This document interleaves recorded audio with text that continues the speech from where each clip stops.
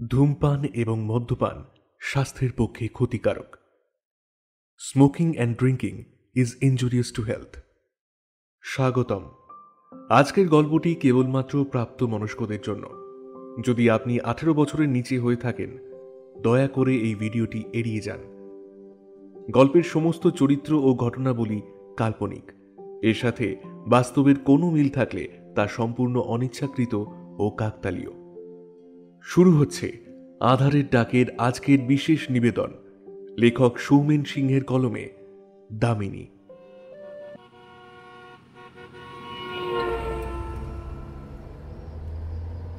রাতের অন্ধকারে ফাঁকা রাস্তার উপর দিয়ে গাড়ি চালিয়ে যাচ্ছিল দীপক। বৃষ্টি ভেজা ওয়েদার, একটু আগেই বৃষ্টি থেমেছে। গাড়ির কাঁচটা খোলা, সেখান থেকে ঠান্ডা হাওয়া গাড়ির ভেতরে প্রবেশ করে ওর মেজাজটাকে একটু হালকা করে দিচ্ছে। আসলে বৃষ্টি হওয়ার পর যে হাওয়াটা দেয় ওটা খুবই আরামদায়ক ও শীতল। আসলে দীপক তার বন্ধুদের সাথে প্রতি শনিবার অফিস শেষে পার্টি করে, কারণ সে জানে পরের দিন রবিবার, অফিসও ছুটি। তাই পার্টি করার জন্য ও আর ওর বন্ধুরা শনিবারটাকেই বেছে নিয়েছে।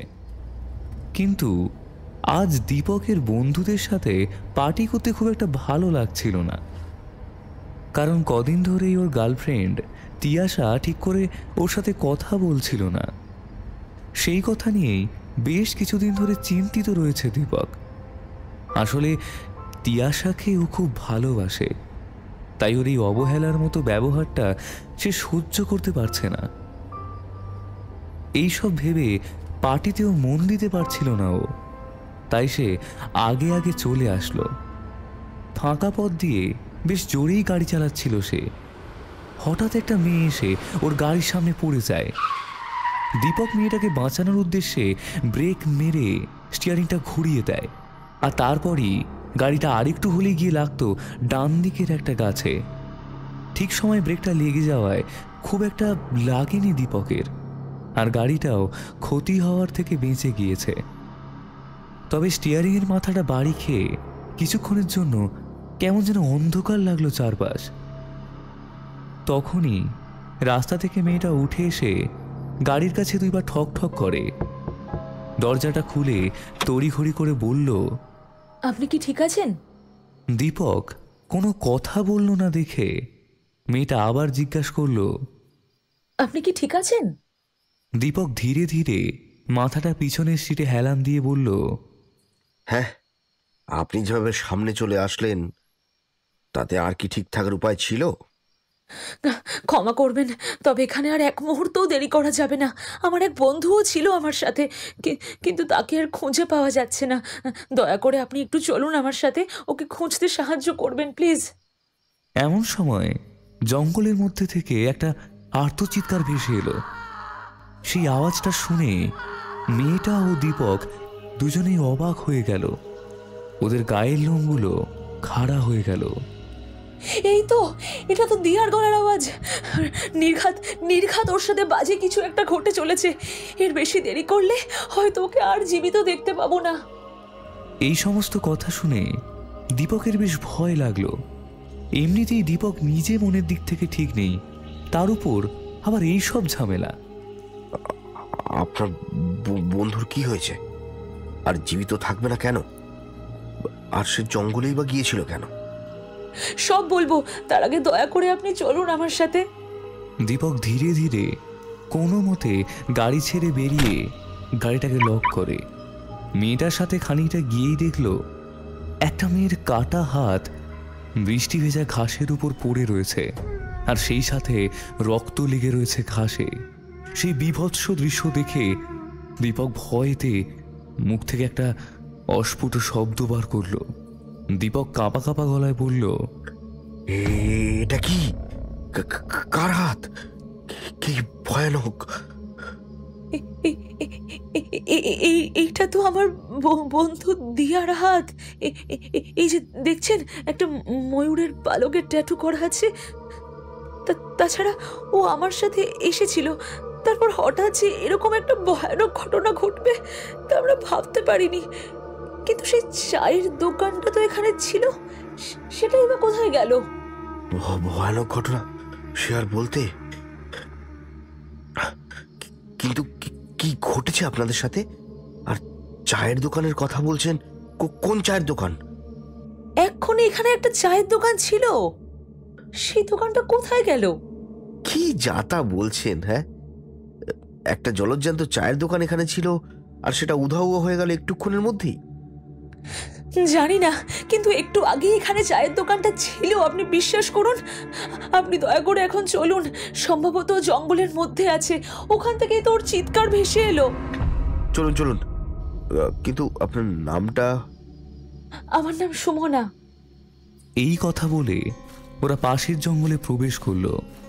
জঙ্গলে প্রবেশ করার সাথে সাথেই কেমন একটা ভারী বিষাদগ্রস্ত শীতল হাওয়া এসে ওদেরকে স্পর্শ করে গেল। সেই হাওয়া যেন বলে দিয়ে গেল যে ওরা জঙ্গলে ঢুকে ঠিক কাজ করেনি, কারণ জঙ্গলের মধ্যে লুকিয়ে রয়েছে মৃত্যুর বিভীষিকা, রয়েছে মৃত্যুর আতঙ্ক। ভিতরে ঢুকলেই মৃত্যু অনিবার্য। দূরে কোনো এক গাছের উপর থেকে একটা পেঁচা ডেকে উঠল, যদিও ওদের রাজত্ব এই রাতের বেলাতেই। পাশের একটা ঝোপ থেকে অনবরত ঝিঝি পোকা ডেকে চলেছে। কেমন একটা গা ছমছমে অন্ধকার বৃষ্টি ভেজা পরিবেশ। এই রাতের বেলা জঙ্গলের মধ্যে যাওয়াটা কি ঠিক হচ্ছে?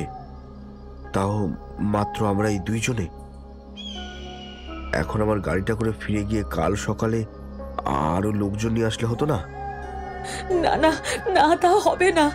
আমার বন্ধুকে ছেড়ে আমি যাই কেমন করে? তাছাড়া আমার সাথে যা ঘটেছে তা আপনি জানেন না, জানলে এই কথা বলতেন না। আর দিহার একটা হাত জঙ্গলের বাইরে পড়ে আছে, তার উপর ওর চিৎকার শোনা গিয়েছে। সেখানে আমি ওকে ছেড়ে যাব কেমন করে? ওর কিছু একটা হয়ে গেলে আমি ক্ষমা করতে পারবো না নিজেকে, আমি নিজেকে ক্ষমা করতে পারবো না। ওরা যেতে যেতেই কথাগুলো বলছিল। জঙ্গলের ভেতর থেকে শিয়ালের ডাক ভেসে এলো। অন্ধকার রাতে গোটা জঙ্গলটা কেমন যেন থমথমে হয়ে আছে। তার উপরে গাছের পাতার উপর থেকে দু এক ফোঁটা করে জলের ফোঁটা পড়ছে ওদের গায়ে। তা আপনার সাথে কি হয়েছে সেটা জানতে পারি? তাহলে ব্যাপারটা সম্পর্কে অনুগত হয়ে আরো ভালোভাবে খোঁজা যাবে। সুমনা বলতে শুরু করলো। আজ সন্ধ্যায় অফিসের কাজ সেরে আমি আর আমার বন্ধু দিয়া হাঁটতে হাঁটতে বাড়ি ফিরছিলাম। এমন সময় আকাশের দিকে তাকিয়ে দেখি আকাশের অবস্থা ভালো নয়, এদিকে হালকা হাওয়াও দিতে শুরু করেছে। আকাশের অবস্থাটা দেখেছিস? মনে হচ্ছে বৃষ্টি নামবে। তাই তো দেখছি, কিন্তু বাড়ি তো বহু দূর। এদিকে আশেপাশে কোনো দোকানও দেখছি না যেখানে বৃষ্টি আসলে একটু মাথা গোজার ঠাঁই পাবো। আমিও তো সেটাই ভাবছি। এমন সময়ে কথার মাঝেই হঠাৎ একবার মেঘ ডেকেই বৃষ্টি শুরু হয়ে গেল। তাড়াতাড়ি করে আশেপাশে দেখতে লাগলো তারা কোনো দোকান আছে কিনা। এই সুমনা, ওই দেখ, খানিকটা দূরে ডান দিকে ঝোপটার পাশে একটা মিটমিটে হলুদ আলো জ্বলছে বলে মনে হচ্ছে। সম্ভবত কোনো চায়ের দোকান হতে পারে। এখানে দাঁড়িয়ে বৃষ্টিতে ভেজার থেকে চল তাড়াতাড়ি ওখানে যাই। আমি দেখলাম এখন একটা কোনো রকম মাথা গোজার ঠাঁই পেলেই হলো, তাই বললাম হ্যাঁ হ্যাঁ তাই চল। এরপর আমরা দুজনেই সেই অন্ধকারের মধ্যে দিয়ে জোর কদমে পা চালিয়ে চায়ের দোকানের ছাউনির তলায় গিয়ে দাঁড়ালাম। দেখলাম পুরনো একটা চায়ের দোকান, দোকানের ভিতরে একটা নিভু নিভু লণ্ঠন জ্বলছে। তার মৃদু হলুদ আলোতে দোকানের ভিতরটাও ঠিক করে দেখা যায় না, তবু সেই আলোতে দেখলাম দোকানের ভিতরে এক মধ্যবয়স্ক চাওয়ালা একটা খাটের উপর মাথা নিচু করে বসে ঝিমোচ্ছে। দাদা, ও দাদা, এখন চা হবে নাকি? আমাদের কথাতে চাওয়ালা কোনো উত্তর দিল না, সে একইভাবে মাথা নিচু করে বসে থাকলো। তাই দেখে আমি দিয়ার দিকে ফিরলাম। দিয়া আমার কানের কাছে মুখ এনে বলল, ঘুমিয়ে গেছে মনে হয়। তাছাড়া একটাও খরিদ্দার নেই, তার উপর বৃষ্টি পড়ছে বাইরে, আর কি বা করবে। দাঁড়া, আমি একবার ডেকে দেখি। ও দাদা, দুটো লিকার চা দিন না। আমাকে অবাক করে দিয়ে দিয়ার কথাতে চাওয়ালা মাথা নিচু রেখেই বলল, পিছনের বেঞ্চিতে গিয়ে বসুন, আমি এখনই দিচ্ছি, তবে সাবধানে বসবেন। আমরা পিছন ফিরে দেখলাম একটা কাঠের বেঞ্চি রয়েছে সেখানে। আমরা দুজনেই তার উপরে বসে পড়লাম। বাইরে থেকে বৃষ্টি পড়ার শব্দ ভেসে এলো, আর একটা শীতল হাওয়া এসে আমাদেরকে ছুঁয়ে যাচ্ছিল। সেই হাওয়ার স্পর্শে হালকা শীত লাগছিল আমাদের। এই সুমনা, লোকটা সাবধানে বসার কথা বললো কেন? কি জানি, হয়তো ঘুমের ঘোরে বলেছে। কিন্তু না, লোকটা ঘুমের ঘোরে বলেনি, কারণ আমরা দুজনে চুপ করে বসেছিলাম। হঠাৎ আমার পায়ের কাছে কেমন একটা শীতল স্পর্শ পেলাম। প্রথমটায় পাত্তা দিইনি, কিন্তু তারপর আবার মনে হলো কিছু একটা ঠান্ডা জিনিস কে যেন আমার পায়ের সাথে ছুঁয়ে দিল। সেই শীতল স্পর্শে বুকের ভিতরটা কেমন ধড়ফড় করে উঠল। আমি আরেকটা পা দিয়ে সেই শীতল জায়গাটায় স্পর্শ করতে গিয়ে দেখলাম আমার এই পাতেও ঠান্ডা কিছু একটা স্পর্শ করেছে। আমি আর থাকতে না পেরে ভয় পেয়ে দিয়াকে বললাম, এই দিয়া, তোর ফোনের আলোটা জ্বেলে দেখ তো, আমার পায়ের কাছে কিছু একটা আছে মনে হয়। আমার ফোন খারাপ হয়ে যাওয়ায় চার্জ নেই, তুই একটু দেখ না। আমার কথা বলার ধরন দেখে দিয়া নিজেও অবাক হয়ে ভয় পেয়ে গেল। তারপর তাড়াতাড়ি করে নিজের ফোনের আলোটা জ্বালতে যাবে, তার আগেই আমি বুঝতে পারি আমার দুটো পা মিলিয়ে কিছু একটা জড়িয়ে নিয়েছে। সেই স্পর্শে আমার গায়ের লোম খাড়া হয়ে গেল। আমার বুঝতে অসুবিধে হলো না যে কি হয়েছে আমার পায়ের ওখানে, আর কেন ওই চাওয়ালা আমাদেরকে সাবধানে থাকতে বলেছিল। এই দিয়া, আমার পা দুটোকে জড়িয়ে ধরেছে ওই জিনিসটা, তাড়াতাড়ি দেখ তো দিয়া, দিয়া। আমি নড়তে পারলাম না, কেবল কাঁপতে থাকলাম, নিঃশ্বাস বন্ধ করে চুপ করে থাকলাম। ছোটবেলায় শুনেছিলাম ওদের সামনে বেশি নড়াচড়া করলেই ওরা আক্রমণ করে, আর তারপর জীবন নিয়ে টানাটানি হয়ে যায়। তাই আমি যতটা সম্ভব না নড়ে বসে থাকলাম। বাবা গো! দিয়ার ফোনের আলোতে ওর পাশাপাশি আমিও দেখতে পেয়েছিলাম। দেখলাম একটা কুচকুচে কালো সাপ আমার পা দুটোকে জড়িয়ে রেখে ফনা তুলে দিয়ার দিকে মুখ করে তাকিয়ে আছে। আমি ভাবলাম ঘন অন্ধকারের মধ্যে বৃষ্টিতে ভেজা থেকে বাঁচতে দোকানের ভেতরে আশ্রয় নিলাম, আর দোকানের ভেতরে এসে শেষে প্রাণটা হারানোর জোগাড়। দিয়া, এই দিয়া, আমাকে বাঁচা দিয়া। এবার কি হবে আমার, কি হবে আমার? দাঁড়া, নড়াচড়া করিস না, দেখছি আমি। এরপর দিয়া চাওয়ালার সামনে গিয়ে বলল, ওখানে বেঞ্চির তলায় একটা সাপ ছিল, সেটা আমার বন্ধুর পা দুটোকে জড়িয়ে রেখেছে। দয়া করে আপনি একটু সাহায্য করুন, না হলে ও আর বাঁচবে না। চাওয়ালা ভারী কণ্ঠে বলল, কিচ্ছু হবে না আপনার বন্ধুর, বরং আপনি সাবধানে থাকুন। এই লোকটা কি পাগল আছে নাকি? সাপটা জড়িয়ে ধরেছে আমাকে আর সাবধান হতে বলছে দিয়াকে। অদ্ভুত পাগল লোক তো। আচমকা বাইরে থেকে একটা বাজ পড়ার শব্দ ভেসে এলো। দিয়া চাওয়ালাকে আবার বলল, আপনি দয়া করে কিছু একটা করুন। ওই যে বেঞ্চি দেখছেন, ওর পাশে একটা দুধের বাটি দেখতে পাবেন, গিয়ে ওটাকে উল্টে দিন, তারপর ওটা এমনিতেই চলে যাবে। আর ওর থেকে ভয় পাওয়ার কিচ্ছু নেই, ভয় তো অন্য কিছুর থেকে।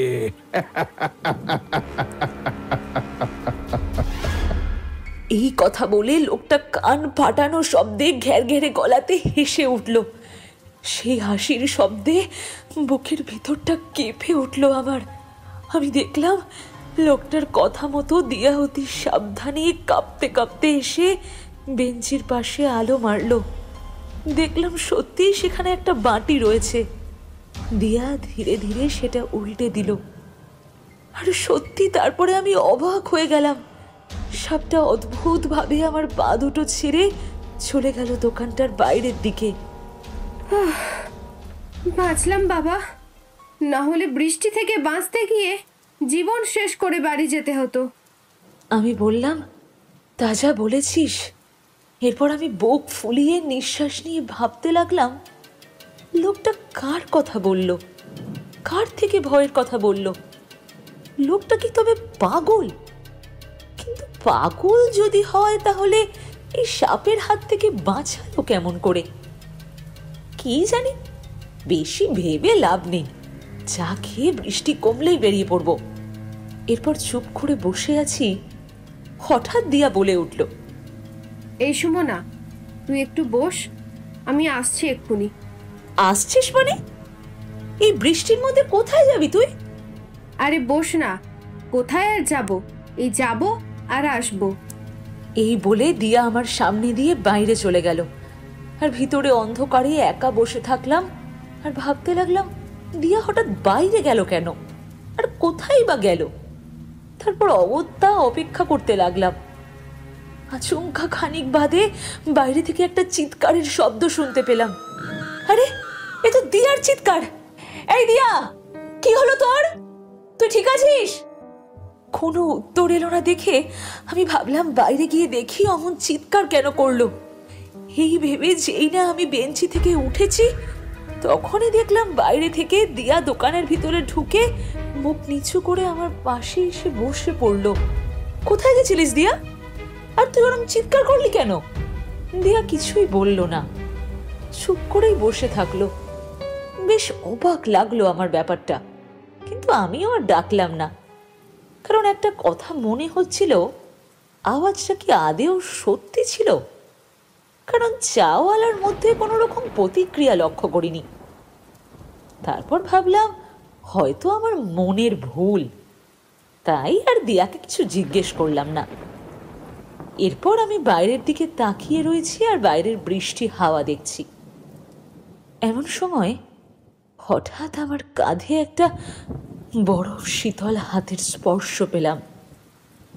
আমি ভাবলাম দিয়া করেছে, তাই আমি দিয়াকে বললাম, এই দিয়া, তোর হাতটা হঠাৎ এত ঠান্ডা লাগছে কেন?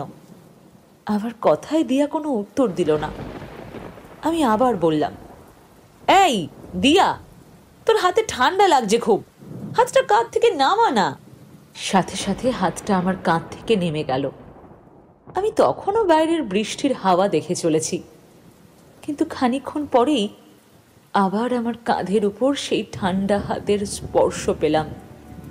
এই দিয়া, তোকে আমি বারণ করেছি, হাতটা দিস না, ঠান্ডা লাগছে আমার।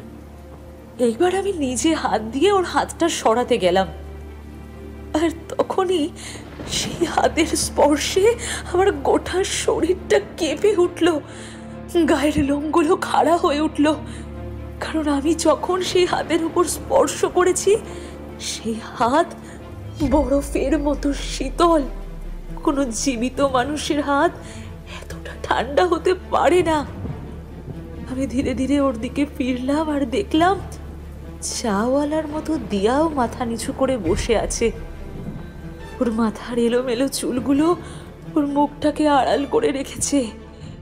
এই দৃশ্য দেখে আমি বেশ অবাক হয়ে গেলাম, কারণ অফিস শেষে ফেরার পথে ও চুল কেন খুলতে যাবে?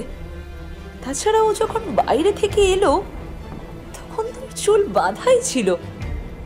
এই দিয়া, তুই তোর চুল খুলেছিস কেন? আর তোর হাতটা এত ঠান্ডা কেন রে?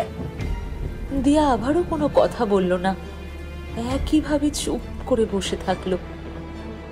বাইরে থেকে একটা দমকা হাওয়া এসে ওর এলোমেলো চুলগুলোকে স্পর্শ করে ঢেউ খেলিয়ে গেল, আর সেই হাওয়ার স্পর্শে আমার গাটা শিউরে উঠল। কেমন জানি অদ্ভুত একটা ভয় আমার মনটাকে ঘিরে ধরতে লাগলো। আমি বুঝতে পারলাম এই বৃষ্টির রাতে চায়ের দোকানে আমি, দিয়া ছাড়া একটা অচেনা দোকানদার রয়েছে। কেমন একটা অদ্ভুত ভয়ে মনটা হঠাৎই ভারী হয়ে এলো। দিয়া, এই দিয়া, তুই কি আমার কথা শুনতে পাচ্ছিস না? এই দিয়া এইবার কেমন একটা বিরক্তির সাথে চাপা গর্জন করে উঠল। আমি অবাক হয়ে গেলাম, কিন্তু অবাক হওয়া তো কেবল শুরু। তারপরেও ভয় পাওয়া বাকি ছিল, কারণ এরপর আচমকা দেখলাম দিয়া বেঞ্চির উপরে বসেই ওর মাথাটা একবার সামনের দিকে আর পিছনের দিকে দোলাতে লাগলো, আর ওর মুখ থেকে বার হচ্ছিল ভয়ানক একটা চাপা গর্জন। ধীরে ধীরে সেটা বৃদ্ধি পেতে লাগলো। এদিকে আমি সেই দৃশ্য দেখে বিন্দু মাত্র নড়তে না পেরে ভয়তে পাথরের মতো দেখতে থাকলাম দিয়াকে। ভাবলাম একবার হাত দিয়ে দিয়াকে ডেকে থামাই, কিন্তু আমার হাতটাও আমার সঙ্গ দিল না। তবু মনের মধ্যে পাহাড় সমান সাহস সঞ্চয় করে দিয়াকে আবার ডাকলাম, দিয়া, এই দিয়া, তুই এরকম করছিস কেন? এই, তোর হয়েছে নাকি? কিছু তো বল। এই দিয়া। এইবার আমার কথাতে দিয়া হঠাৎ করেই থেমে গেল। ওর মাথা দোলানোর পাশাপাশি মুখ দিয়ে কড়া চাপা গর্জনটাও থেমে গেল। ঠিক এমন সময় চাওয়ালার ভারী শীতল কণ্ঠের আওয়াজ ভেসে এলো। এতক্ষণ দোকানের মধ্যে আমি, দিয়া বাদেও যে চাওয়ালা ছিল, কিছুক্ষণের জন্য আমি সেটা ভুলেই গিয়েছিলাম। দিদি, ও দিদি, এই নিন আপনার চা। চাওয়ালার কথাতে আমার হুঁশ ফিরে এলো। আমি তাড়াতাড়ি করে বেঞ্চি ছেড়ে উঠে চা দুটো নিতে গিয়ে ব্যাকুল কণ্ঠে বললাম, দাদা, আপনি দেখলেন আমার এই বন্ধুটির অবস্থা? দেখলেন ও কেমন করছে? দেখলেন ও এমন কেন করছে বলতে পারেন? চাওয়ালা সেই আগের মতোই বসে থাকলো মাথা নিচু করে, কোনো উত্তর দিল না। অথচ হ্যারিকেনের মৃদু আলোয় আমি দেখলাম তার ঠোঁট দুটো কেমন যেন চওড়া হয়ে গেল, আর মুখ ফুটে উঠল একটা বাঁকা শয়তানি হাসি। আমি আর কিছু বললাম না। বুঝতে পারলাম কিছু একটা গন্ডগোল হচ্ছে এখানে। মনে মনে ভাবলাম, চা দুটো খেয়ে আর এক মুহূর্তও এখানে থাকবো না। এরপর কাপা কাপা হাতে চায়ের কাপ দুটো নিয়ে চলে আসার সময় শুনতে পেলাম চাওয়ালার মুখ থেকে ভেসে আসা একটা অদ্ভুত শব্দ, দামিনী। কথাটা শুনেও সেদিকে গ্রাহ্য করলাম না আমি। চায়ের কাপ দুটো এনে তার থেকে একটা ভয়তে ভয়তে দিয়ার হাতে দিলাম। ও চায়ের কাপটা আমার হাত থেকে নিয়ে কেমন অদ্ভুতভাবে দুহাত দিয়ে ধরল, তারপর এমন ভাবে খেতে লাগলো যেন কোনো এক ঠান্ডা তরল পান করলো সে, আর যেন খুব তৃষ্ণার্ত ছিল। বহুদিন ধরে যেন সে কেবল এই তরলের জন্য অপেক্ষা করেছিল। এরপর চা খাওয়া হলে চায়ের কাপটা ধরে ও ছুঁড়ে ফেলে দিল দূরে। চায়ের কাপটা একটা আওয়াজ করে মাটির উপর পড়ে গিয়ে ভেঙে গেল। এদিকে দিয়া তাই দেখে আচমকা হাততালি দিয়ে ভয়ানকভাবে হাসতে লাগলো, যেন চাটা খেয়ে খুব মজা পেয়েছে ও। কিন্তু ওর সেই ভয়ানক হাসির শব্দে ভয়তে আমার হৃদস্পন্দন থেমে যাওয়ার জোগাড়। দিহাকে আমি কখনো এমন ব্যবহার করতে দেখিনি। ও যে কেন এমন করছে কিছুই আমি বুঝতে পারলাম না। পিছন থেকে চাওয়ালা বলে উঠল, কি রে, মজা পেয়েছিস তোকে? এই কথা বলে চাওয়ালা গম্ভীর গলায় হেসে উঠল। ওদিকে দিয়াও সেই সঙ্গে হেসে উঠল। এই দিয়া, এই সত্যি করে বলতো তোর কি হয়েছে? আমার কিন্তু এসব আর ভালো লাগছে না। তুই কি মজা করছিস আমার সাথে? আমার এই মজা কিন্তু ভালো লাগছে না একদম। এমন সময় দেখলাম দিয়ার পিছনের একটা অন্ধকার কেমন দলা পাকিয়ে একটা মহিলার ছায়া মূর্তি গড়ে তুলছে। আমি তাই দেখে ভয়তে পাথর হয়ে গেলাম। আমি কি দেখছি? নিজের চোখকে বিশ্বাস করতে পারছি না। তারপর ছায়ামূর্তিটা যেন আমার দিকেই ফিরে রয়েছে বলে মনে হলো, একভাবে ফিরে রয়েছে। আমি ওই দিকে তাকিয়ে দিয়ার কাঁধে হাত দিয়ে দিয়াকে নাড়াতে গেলাম, আর তখনই বুঝলাম দিয়ার পুরো শরীর বরফের মতো ঠান্ডা। অর্থাৎ হাতের পাশাপাশি পুরো শরীরটাই ঠান্ডা। এদিকে দিয়ার কাঁধ ধরে নাড়ানোর কারণে দিয়া যাতে পিছনে ফিরে দেখে, কিন্তু দিয়া একবারের জন্যেও পিছন ফিরল না। আমি আমি হা করে পিছনের ছায়ামূর্তির দিকে তাকিয়ে থাকলাম। ঠিক ঠিক যেমন ভাবে ছায়ামূর্তিটা ভেসে উঠছিল, ঠিক তেমন ভাবেই তা আবার হারিয়ে যেতে থাকলো। পুরোপুরি সেটা হারিয়ে যাওয়ার পর যেন আমার চেতনা ফিরল। আমি গভীরভাবে একটা নিঃশ্বাস নিলাম, আর তখনই দেখলাম দিয়া দিয়া হাসতে হাসতে আমার দিকে ওর একটা হাত বাড়িয়ে দিল। আমি বুঝতে পারলাম ও সম্ভবত আমার চায়ের কাপটা চাইছে। আমি ভাবলাম, কি এমন চা যে অত তাড়াতাড়ি নিজেরটা খেয়ে নিল, আবার আমারটাও চাইছে। আর তাছাড়া এতক্ষণ যা হলো তাতে নিজের চা খাওয়া আমি ভুলেই গিয়েছিলাম। আমি চায়ের কাপটা মুখের কাছে নিয়ে যেতেই বুঝলাম চায়ের পরিবর্তে একটা আষ্টে গন্ধ বেরিয়ে আসছে তার থেকে।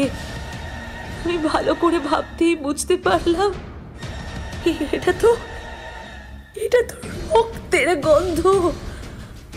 আমার বুঝতে অসুবিধা হলো না যে তার মধ্যে থাকা পানীয়টা চা নয়, চায়ের পরিবর্তে তার মধ্যে রয়েছে লাল রক্ত।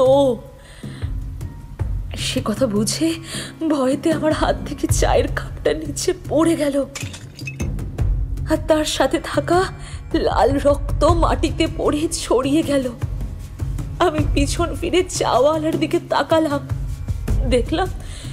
দেখলাম চাওয়ালার মুখে ফুটে রয়েছে এক অদ্ভুত ভয়ানক হাসি।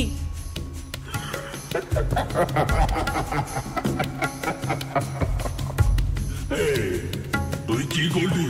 কপটা ফেলে দিলি, খুব ভুল কাজ করলি।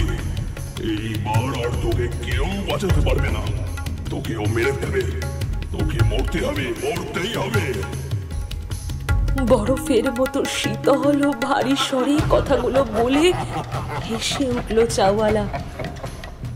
কথাগুলো শোনার পর ভয়তে আমার পা দুটো কাঁপতে লাগলো। আমার কপাল বেয়ে গড়িয়ে এলো নোনতা জলের স্রোত। আমি মনে মনে বললাম, লোকটা কি বলল? আমি মরে যাব? কিন্তু আমাকে মারবে কে? আর তাছাড়া কাপটা ফেলে দেওয়ার থেকেও বড় কথা, চায়ের নামে রক্তকে খেতে দেয়। এরপর আচমকা বাইরে থেকে একটা কালো কি উড়ে দোকানের মধ্যে প্রবেশ করলো, তারপর গোল করে একবার ঘুরে চলে এলো আমার কাঁধে। ওর আচমকা ঘটলো ঘটনাটা যে আমি কিছু বুঝে উঠবার সময় পেলাম না। এই বলে সুমনা একবার শ্বাস নেওয়ার জন্য থামলো। দীপক বলল, কালো মতো ওটা কি ছিল? সুমনা একটু শ্বাস নিয়ে বলল, ওটা ছিল একটা রক্ত চোষা বাদুড়। ওটা এসে আমার কাঁধে বসে রক্ত খেতে শুরু করে দিল। ভয়ানক ব্যথা ও যন্ত্রণায় আমি আর্তনাদ করে উঠলাম। সেই চিৎকার শোনার মতো আশেপাশে কেউ ছিল না তখন। এমনকি চাওয়ালা সেই চিৎকার শুনে কিছু করবে নাকি দিয়া কিছু করবে বলে মনে হলো না আমার। আমি শুনতে পেলাম ওরা দুজন মিলেই এক সুরে বলে উঠল, রক্ত, শুধু রক্ত, রক্তের স্বাদের থেকে মধুর আর কিছুই হতে পারে না। এই কথা বলে ওরা দুজনেই হেসে উঠল। সে কি ভয়ানক হাসি! আর এদিকে আমি লাফাতে লাফাতে চেষ্টা করে একটা সময় পর হাত দিয়ে ছুঁড়ে ফেলে দিলাম বাদুড়টাকে। আর তাতেই শুরু হয়ে গেল এক মৃত্যুর বিভীষিকা। বাদুড়টার নিচে পড়ে কেমন একটা করতে লাগলো, আর সেই দৃশ্য দেখার পর একটা চাপা গর্জন ভেসে এলো দিয়ার গলা থেকে। আমি চমকে দিয়ার দিকে ফিরলাম। দেখলাম ধীরে ধীরে উঠে এলো আমার দিকে। তারপর তারপর কিছু বুঝে উঠবার আগেই দিয়া আমার গলা ধরে মাটি থেকে উঁচুতে তুলে ধরলো। আমি আমি আমি কোনো কথা বলতে পারলাম না। আমার জীবনটা যেন বেরিয়ে আসার জোগাড়। তার উপরে দিয়া, মানে আমার বন্ধু এমন করছে। না, এটা কখনো হতে পারে না, এটা কিছুতেই হতে পারে না। এখানে যা কিছু ঘটছে তার একটাও স্বাভাবিক না। বাইরে থেকে একটা কিছু জোড়ো হাওয়া হঠাৎ দোকানের ভেতর প্রবেশ করলো। সেই হাওয়ার দাপটে দোকানের ভিতরে নিভু অবস্থায় জ্বলতে থাকা লণ্ঠনটা ছিটকে গিয়ে পড়লো মাটিতে। লণ্ঠনের আলোটা নিভে গেল আর কাচের টুকরোগুলো ছড়িয়ে পড়লো মাটিতে। চাওয়ালা লোকটা ভয়ানকভাবে হেসে উঠল। আমি দেখলাম চাওয়ালার মুখটা ধীরে ধীরে পাল্টে গেল। মুখের জায়গায় সেখানে রয়ে গেল একটা কঙ্কালের মাথা। সে যেন আমার দিকেই তাকিয়ে ব্যঙ্গের হাসি আসছে। আমি মুখ দিয়ে দূর শব্দটিও বার করতে পারলাম না। আমার সাথে কি হচ্ছে আমি কিছুই বুঝলাম না। শুধু বুঝলাম মৃত্যু এসে আমায় হাত বুলিয়ে দিচ্ছে। তুই কাপের মধ্যে থাকা রক্তটা ফেলে দিলি কেন? তারপর তুই ওই প্রাণীটাকে ওভাবে ফেলে দিলি। ভেবেছিলাম তোকে মারবো না, কিন্তু আজ তোকে মেরে তোর রক্ত খেলে তবেই আমার শান্তি। তোর এত বড় সাহস, তুই রক্ত নষ্ট করিস? এই গলার আওয়াজ শুনে আমি বুঝে গেলাম এই গলা দিয়ার নয়, অন্য কোনো মেয়ে না। কোনো জীবিত মানুষের দ্বারা এই কাজ সম্ভব নয়। তাহলে কি দামিনী? এই কথা ভাবতে ভাবতেই হঠাৎ করে আমার সামনে থাকা দিয়ার মুখটা পাল্টে গেল। সেখানে ফুটে উঠল অন্য একটা মেয়ের মুখ। সেই মুখে লেগে রয়েছে একরাশ রক্ত, আর তার জ্বলন্ত চোখ দুটো সে কি ভয়ানক, কি ভয়ানক! এ যেন নরক থেকে নেমে আসা বিভীষিকা। তুই ঠিকই ধরেছিস, আমি তোর বন্ধু নই। তোর বন্ধুকে আমি অনেক আগেই বাইরে মেরে এসেছি। বেচারিকে আমি ডেকে নিয়ে মেরেছি।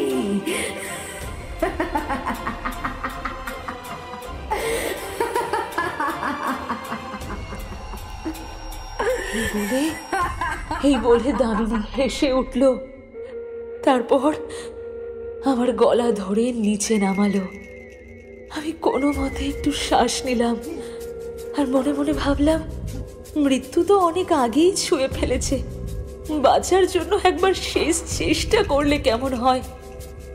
এই বলে আমি যেই না পা বাড়াতে যাব, তার আগেই দামিনী আমার গলার কাছে এসে একটা কামড় বসিয়ে দিল। কামড়ের আঘাতে ভয়েতে আমি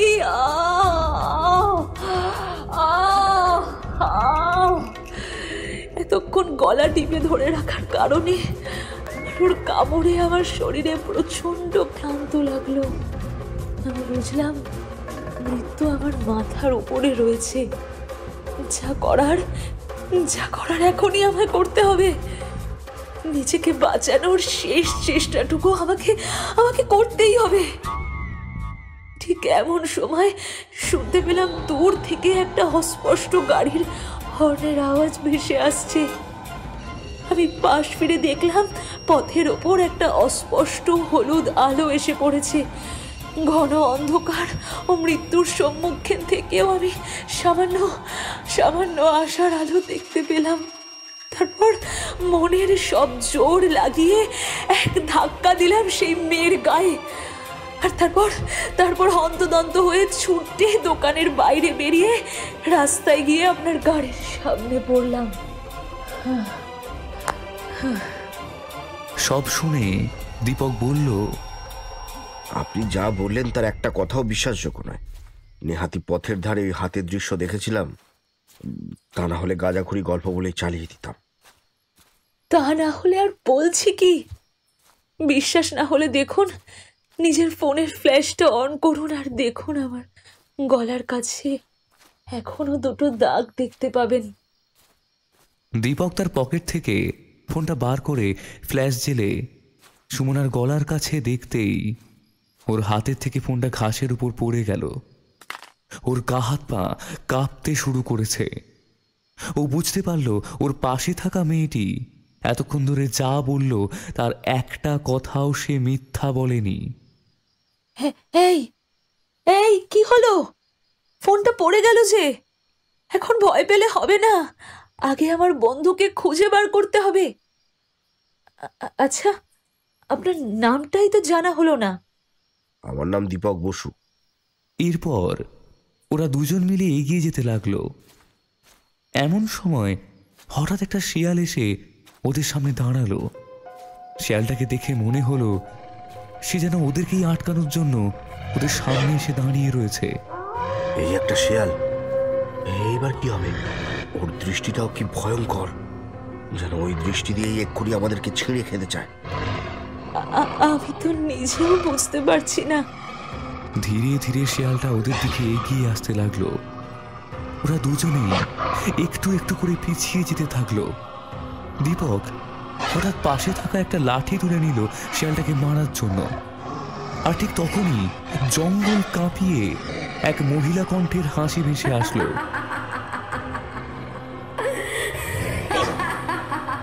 সে হাসির শব্দে সুমনা ও দীপক দুজনেরই বুক শুকিয়ে গেল। তারপর আর কিছু বুঝে উঠবার আগেই শিয়ালটা একবার ডেকে উঠেই হিংস্রভাবে ঝাঁপিয়ে পড়ল দীপকের উপর। দীপক সাথে সাথে আর্তনাদ করে উঠল। শিয়ালটা বহুদিনের ক্ষুধার্ত পশুর মতো কামড় বসিয়ে দিল দীপকের পায়ে। কামড়ের আঘাতে দীপকের পায়ের ক্ষতস্থান থেকে রক্ত বেরিয়ে এলো। দীপক যন্ত্রণায় চিৎকার করে উঠল। তাই দেখে সুমনা পাশে থাকা একটা গাছের ডাল তুলে নিয়ে ছুঁড়ে মারল শিয়ালের দিকে। শিয়ালটা একটু দূরে সরে গেলে দীপক কোনো মতে পায়ে ভর দিয়ে উঠে দাঁড়ালো। সুমনা আরো একবার ভয় দেখানোর চেষ্টা করলে শিয়ালটা খানিকটা পিছিয়ে গেল। দীপক বাবু, এখানে আর এক মুহূর্তও দাঁড়াবেন না, চলুন তাড়াতাড়ি।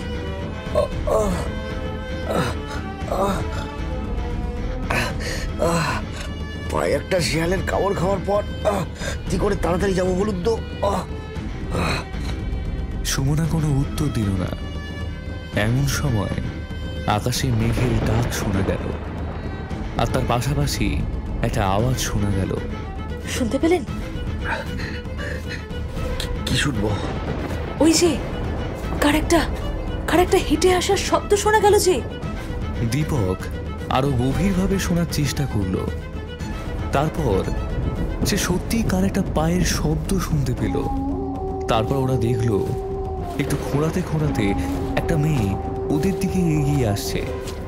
সুমনা ভালো করে দেখে বলল, ওই তো, ওটা তো দিয়া আসছে। কিন্তু ওর পিছনে ওটা কি আসছে? কালো অন্ধকার মতো। আমিও তো সেটাই ভাবছি। ওদের দুজনেরই হৃদস্পন্দনের গতিবেগ বেড়ে গেল। একটা কালো অন্ধকারের আবরণ দিয়ার পেছনে ধেয়ে আসছে। বলা ভালো, দিয়াকে তাড়া করে আসছে। দিয়া কাছে আসতেই ওরা দেখতে পেল দিয়ার একটা হাত নেই, সেখান থেকে রক্ত ঝরে পড়ছে। পায়ে কিছুটা জায়গা কেটে গিয়েছে, মুখ বেয়ে রক্ত গড়িয়ে পড়ছে। তবুও যেন কোনো ক্রমে সে নিজেকে বাঁচানোর চেষ্টা করে চলেছে। সুমনা এইবার চিৎকার করে ডাকলো, দিয়া, এই দিয়া, তুই ঠিক আছিস? আমরা এদিকে আয়। দিয়া, এদিকে আয় তুই। সুমনার কথা শুনে এদিকে দিয়াও নিজের বাঁচার কোনো একটা আশা দেখতে পেল। দিয়া কাঁদো কাঁদো গলায় বলল, আমাকে বাঁচা সুমনা, আমি আর পারছি না, না হলে ও আমাকে মেরে ফেলবে। তুই আমাদের দিকে এগিয়ে আয়, কেউ তোকে মারবে না, এগিয়ে আয়। দিয়া ধীরে ধীরে ওদের দিকে এগিয়ে গেল। কিন্তু ওর পেছনে যে অন্ধকারটা ছিল সেটা আসলে একদল বাদুড়ের ঝাঁক। তারা ওদের কাছে এসে গোল করে ঘুরতে লাগলো। ওরা পালানোর চেষ্টা করতে গিয়েও পালাতে পারল না, কারণ তখনই জঙ্গল কাঁপিয়ে শোনা গেল সেই ভয়াবহ হাসির শব্দ। আর ওরা তিনজনেই দেখল ওদের সামনে দাঁড়িয়ে আছে সেই চাওয়ালা, আর তার পাশে দাঁড়িয়ে রয়েছে সেই শাড়ি পরা একটি মেয়ে, অর্থাৎ দামিনী। দিয়া কাঁদো কাঁদো গলায় বলল, কি চাও তোমরা বলো তো? আমরা তোমাদের কি ক্ষতি করেছি? আমাদেরকে ছেড়ে দাও, দয়া করে ছেড়ে দাও। দিয়ার সাথে দীপক ও সুমনাও গলা মেলালো। দয়া করে আমাদের ছেড়ে দাও। আমরা কি করেছি? আমরা তো তোমাদের কোনো ক্ষতি করিনি বলো।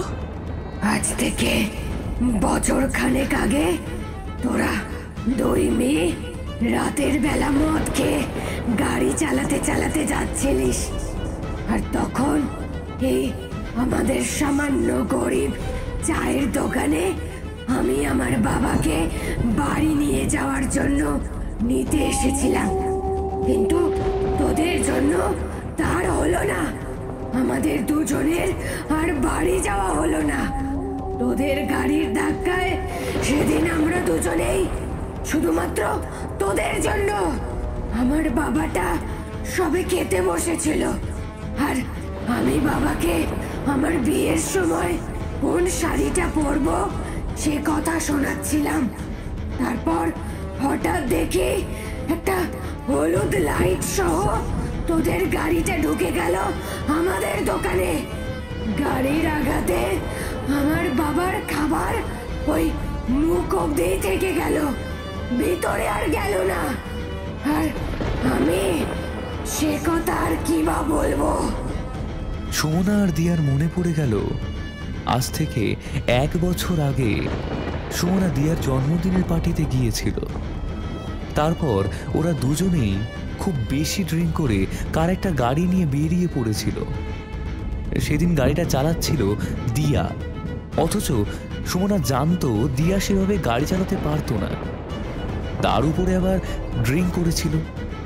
কিন্তু দিয়ার জন্মদিন থাকায় সুমনা আর বাধা দেয়নি, কিন্তু সেটাই হয়েছিল ওর জীবনের সব থেকে বড় ভুল।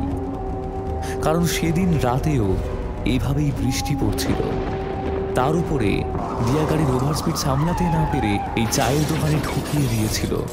ড্রিঙ্ক থাকা অবস্থায় ওদের আর সেরকম কিছু মনেও ছিল না, কিন্তু পরে ওরা একবার ফিরে দেখেও নি যে এদের মধ্যে থেকে কেউ বেঁচে ছিল কিনা।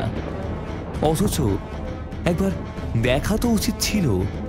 এখন সেই কথা ভেবে ওদের দুজনের মনের মধ্যেই এক অজানা ভয় ছেয়ে গেল। সুমনা ও দিয়া বলল, আমাদের ভুল হয়ে গেছে, আমাদের ক্ষমা করে দাও। আমরা এই ভুল আর কোনোদিন করব না। দয়া করে আমাদের ছেড়ে দাও। দীপক কাঁপা কাঁপা গলায় বলল, কিন্তু কিন্তু আমার কি দোষ? আমায় তো ছেড়ে দাও।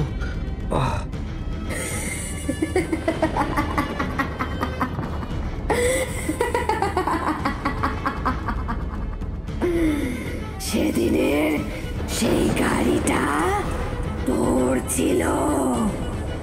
দীপকের মনে পড়ে গেল দীপক আগে ওর গাড়ি ভাড়াতে দিত, কিন্তু এই ঘটনার কথা তো সে জানতো না। তাহলে কেন তার সাথেও এমন হবে? দীপক আর কিছু বলার আগেই দামিনী ভয়াবহভাবে হেসে উঠল। তারপর ধীরে ধীরে এগিয়ে এসে দিয়ার গলা চেপে ধরল। তাই দেখে দীপক কাঁপতে থাকলো, আর সুমনা ভাবতে থাকলো সে এবার কি করবে, কিভাবে নিজেদের জীবন বাঁচাবে। জঙ্গলের মধ্যে একটা ঝোড়ো হাওয়া হতে শুরু করেছে।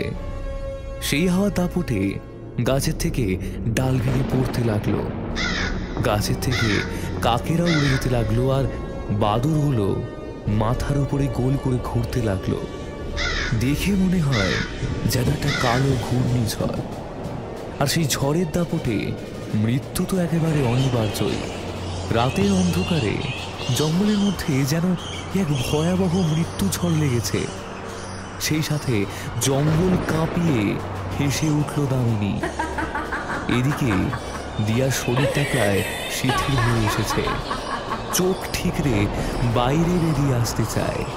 সুমনা ভাবল এখান থেকে কারো পক্ষে আর বেঁচে ফেরা সম্ভব নয়, কিন্তু সে যদি নিজে থেকে মৃত্যুকে আলিঙ্গন করে তবে ওদের জন্য সামান্য একটা সুযোগ বার করে দিয়ে যেতে পারবে। এই কথা ভেবেই আচমকা সুমনা ছুটে গিয়ে দামিনীর পিছন থেকে ওকে ধরে নেয়। তাই দেখে দামিনী রেগে গিয়ে দিয়াকে ছেড়ে সুমনাকে ধরল। তারপর রাগে গজগজ করতে করতে ওর একটা হাত ধরে টেনে তারপর ছিঁড়ে দিল। সেই আঘাতে সুমনা এক ভয়ঙ্কর চিৎকার করে উঠল। সুমনা বলল, তোমরা পালাও, পালাও এখান থেকে, আর এক মুহূর্তও দেরি করো না। এখানে একবার ছুটে গাড়ি পর্যন্ত পৌঁছে গেলে আর অসুবিধা হবে না, পালাও। এই কথা শুনে বাকি দুজনেই একটু ঘাবড়ে গেল। সুমনাকে ছেড়ে যাবে কিনা সেটাই তারা ভাবতে লাগলো।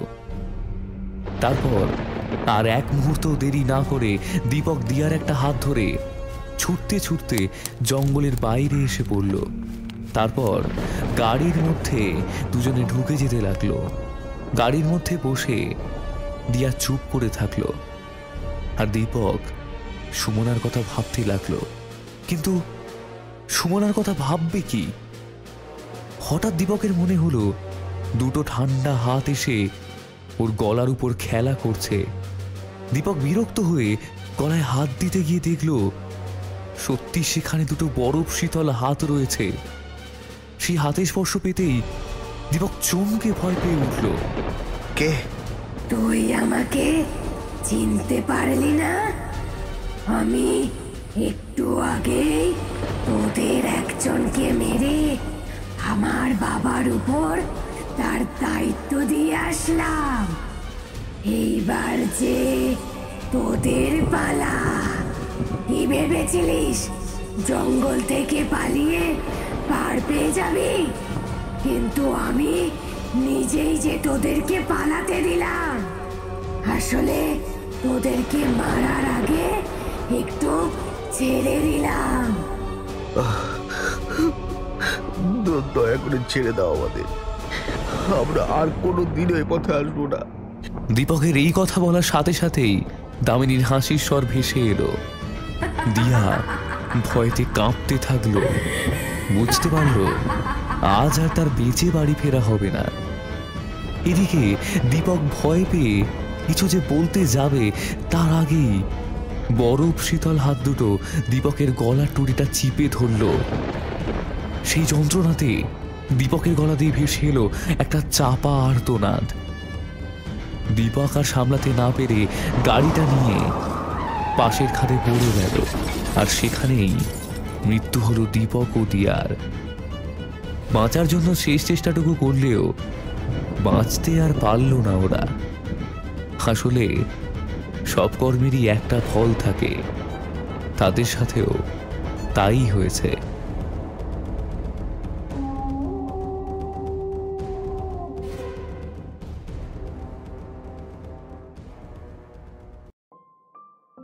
এতক্ষণ আপনারা শুনছিলেন লেখক সৌমেন সিংহের কলমে দামিনী। গল্প পাঠে সৌম, অন্যান্য চরিত্রে মধুরা, শুভদীপ, দুর্বা, দিব্যেন্দু। আবহ সৃষ্টিতে PS production. Video editing Pritam.